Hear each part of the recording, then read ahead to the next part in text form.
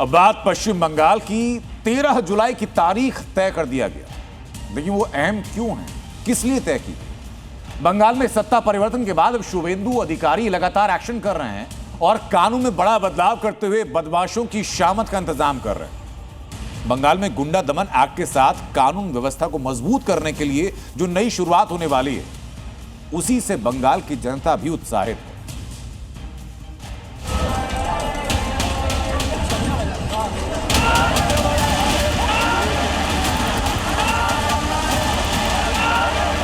तेरह जुलाई शुभेंदु राज में गुंडों की शामत आई।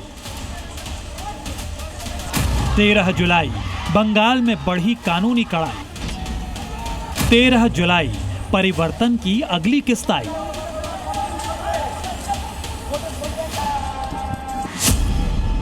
तेरह जुलाई पश्चिम बंगाल के लिए वो तारीख जिसके लिए बंगाल की जनता ने वोट किया, परिवर्तन को स्वीकार किया और सत्ता से टीएमसी को बाहर कर बीजेपी को पूरा मौका दिया।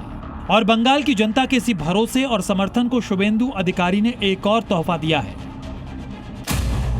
शुभेंदु अधिकारी ने ऐलान कर दिया है कि विधानसभा से पारित गुंडा दमन कानून 13 जुलाई यानी सोमवार से पूरे राज्य में लागू हो जाएगा। महिलाओं से जुड़े अपराध अब किसी भी कीमत पर बर्दाश्त तो नहीं किए जाएंगे। बस ट्रेन जलाने वालों और पुलिस पर हमला करने वालों को बख्शा नहीं जाएगा। अपराध और अपराधी छोटा हो या बड़ा, अब बंगाल में उसकी खैर नहीं है। गुंडा दमन है और प्रिवेंटिंग अरेस्ट जे बिल पास हुई थी, हम लोग का यही मकसद है सब लोग लॉ अबाइड पीपल के नाते कानून का सम्मान करें। आपको बता दें कि बंगाल में अपराध पर लगाम लगाने वाले इस कानून का नाम the West Bengal public safety and control of anti social activities bill 2026 है। इस कानून के तहत ऐसे लोगों पर कार्रवाई की जा सकेगी जिन्हें संगठित अपराध या गंभीर असामाजिक गतिविधियों में शामिल माना जाता है। सरकार को 1 साल तक प्रिवेंटिव डिटेंशन का अधिकार मिलेगा। अपराध से जुड़ी संपत्तियों को जब्त किया जा सकेगा और सार्वजनिक या निजी संपत्ति को नुकसान पहुंचाने के मामलों में आरोपियों की संपत्ति की नीलामी कर नुकसान की भरपाई भी की जा सकेगी। पश्चिम बंगाल में शुरू होने वाला है गुंडा दमन आइन या गुंडा दमन लॉ। अगर किसी इंसान बार बार ऑफेंडर है, यानी कि रिपीटेड ऑफेंडर है, इलीगल कामकाज से जुड़ा हुआ है, जिसका नाम बार बार ऐसे कामों के लिए सामने आता है, उनको डिटेन किया जा सकता है ताकि वो कोई फर्दर ऐसे इलीगल काम ना कर पाए।